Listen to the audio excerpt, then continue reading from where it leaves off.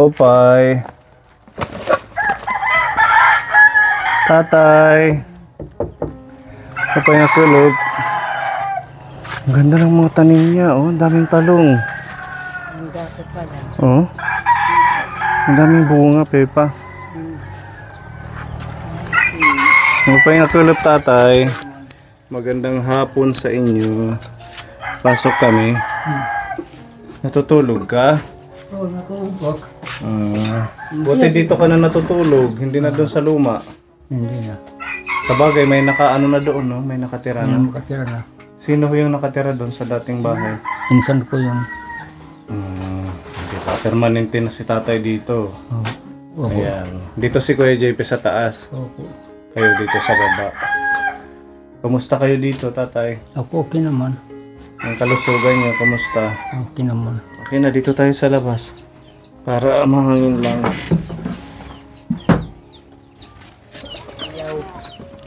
Pepa, oh. Peppa Pig.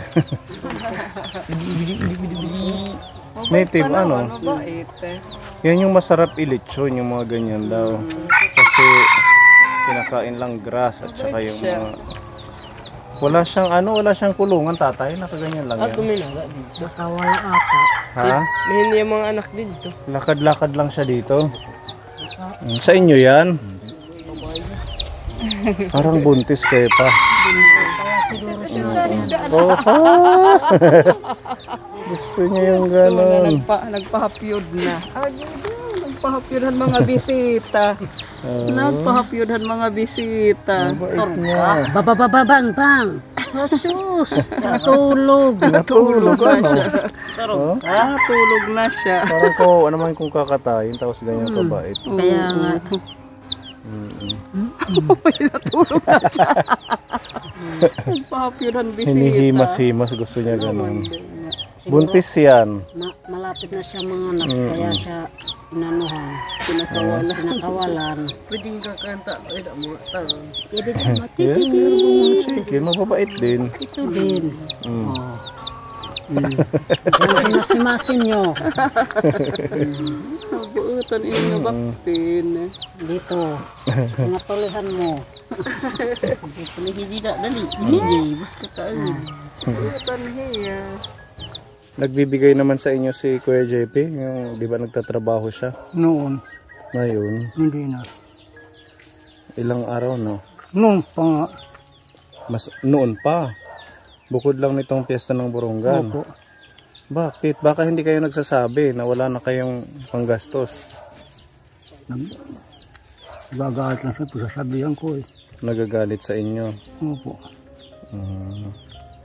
Buti na lang may ayuda sa inyo. Paano kung wala? Wala. Pero dati nagbibigay. Magbibigay noon. Magkano ang binibigay sa inyo dati? Minsan, 300. 200. Ngayon, wala na. Kahit 100, hindi nagbibigay Hindi ngayon. na nga. Ba't kaya ganun? Ewan ko. Tapos sabi niya nung nandun ka sa Manila na nalulungkot siya na wala ka dito. Opo. Kahit yung mga damit ko, wala na. Ang damit na binigay nyo sa akin ng birthday ko. Siya na gumamit eh. Ha? Siya. Yung kansita, no? Buno ka nga. Sa inyo ho yun, bakit niya ginamit? Meron namang bigay ng sponsor din sa kanya na hiwalay para sa kanya. Yung gagamit niya yung mga damit ko eh. Yung na tipinig sa akin na huwag yung gamitin. Ginagamit niya, oo. Kausapin ko tatay. Kasi yung bigay namin nung huli, regalo sa'yo ni Ate Maricel yun, birthday mo. Sinabihan pa natin yun na huwag niyang kunin, di ba? Huwag niyang gamitin. Niya. Kasi nga yun yung para sa'yo. Binigyan siya ng para sa kanya galing kila Tita Joyce, ano. Kinuha niya, tatay? Opo. Talaga to si Kuya JP. Dapat kung para kay tatay, hindi kinukuha. Ayaw ko yung palit-palit na magsusuot, palit-palit. Ayaw ko na yun. Ha? Ayaw ko yung papalit ko ng gamit ng ibang tao. Gamit ng ibang tao. Ayaw ko yun. Oo, syempre. Dapat personal na gamit mo yun. Opo. Kaso ginamit niya eh. Ayaw, hindi mo nagagamitin yun. Hindi ko. Kausapin na lang namin. Baka, ano kayang problema niya? Ayaw ko. Baka may girlfriend na tatay. Kung mayroon nga, mabuti. Bakit po? Lalaki nga eh. Lalaki yung girlfriend niya? Totoo. Ayot na siya, Ha? tatay. May isog sa akin. May? May isog. Nagagalit sa inyo. Ano naman ang kinakagalit niya sa inyo? Ayaw ko. Yung ko nagsaing siya. Nagsaing siya dito. Iniwanan. Bakit kaya tatay ano? Eh di mas mainam, hindi na pala kayo umuwi. Doon lang kayo sa anak mo sa Bulacan. Kaya nga eh. Kayo nasahan ko. Kami na lang yung nagbibigay. Opo. Buti na lang naalalayan natin si tatay. Minsan kumukuha ang bigas. Pero yun sa ibang tao. Ha? Yung binibigay namin, kumukuha siya. Opo. Tapos binibigay niya sa ibang tao. Opo. Hindi ko nagpapaalam sa inyo. Lasing eh. Lasing. Ay matatanong sa akin kung binigyan ako ng pera.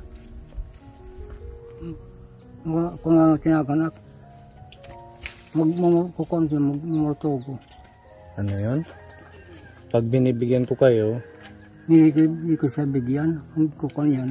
pag hindi mo siya binigyan na yung galing sa amin, Opo. parang maiinis siya. Parang galit eh. Nagagalit. Hindi na siya naawa sa inyo. Kayo nga itong dapat tulungan eh. Siya malakas pa. Kaya niya magtrabaho. Tamad eh.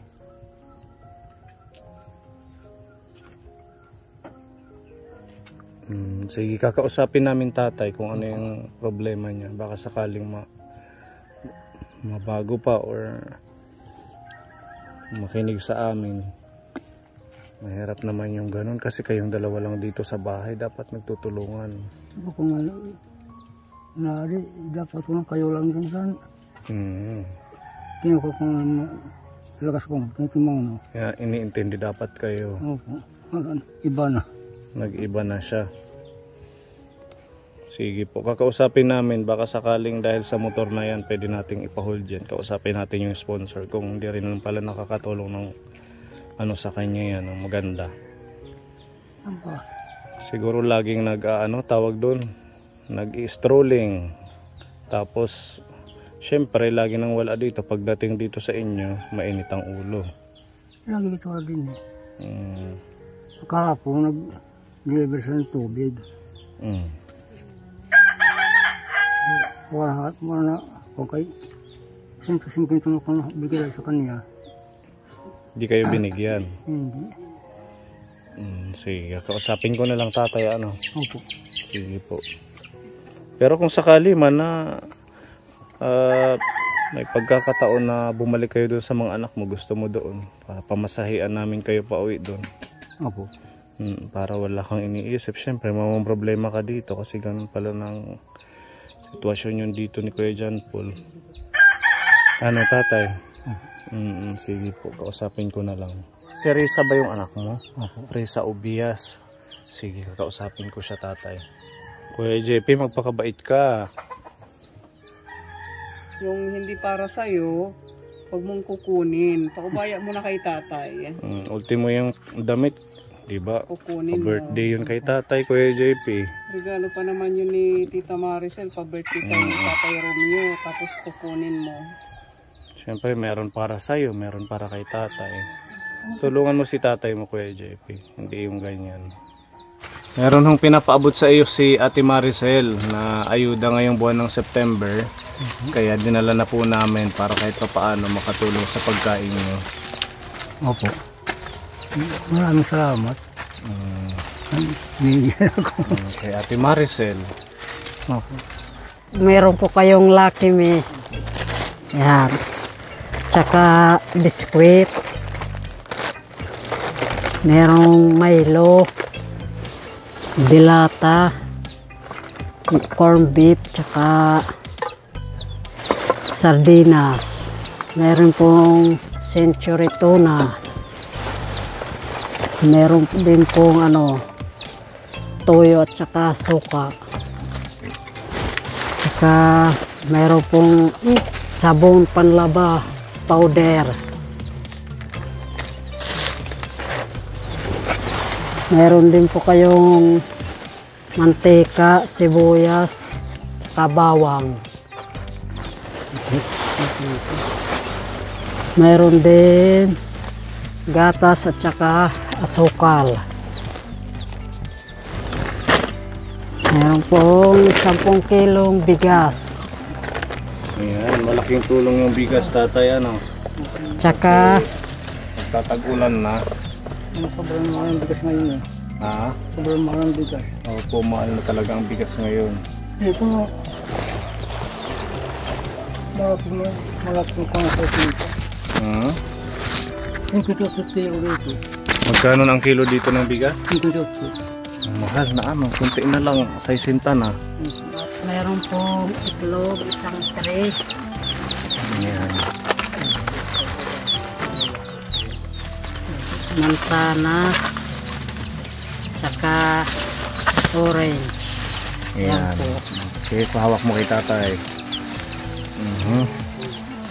Para mas lalong lumakas ang ating mga seniors kaponi. Ayan, okay na? Okay na po.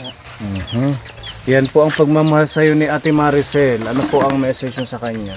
Maraming salamat po sa kanya. Ang binigay sa akin na tulong. Maraming salamat po. Bali, ano ito tatay? Binigay niya 2,500. Tapos yung 500 sabi niya ipaabot ko sa inyo para pambili niyo ng gusto niyong ulam. Ayan, bali yung groceries worth 2,000 po. Opo. Maraming salamat po, Tito Maricel. Ang bigay mo sa akin. Wala pong ano man. Basta magpalakas lang kayo at mag-iingat kayo tatay. Ano, para kahit pa paano patuloy na mahatira natin si tatay ng ayuda buwan-buwan. Dalangin po namin na bigyan pa po kayo ng magandang kalusugan, madaming blessings, lahat po ng mga kaponi natin na patuloy na nagpapaabot ng biyaya. Kila Tatay Romeo at saka sa iba pa po nating mga kababayan. Maraming salamat. Ingat po tayong lahat kaponi. Pagpalain pa po tayo ng ating Diyos. And to God be the glory. Mabuhay po tayong lahat. Bye-bye. Bye-bye tatay. Bye. Thank you po Ate Maricel at sa lahat-lahat po ng mga nagmamahal at sumusuporta sa ating channel.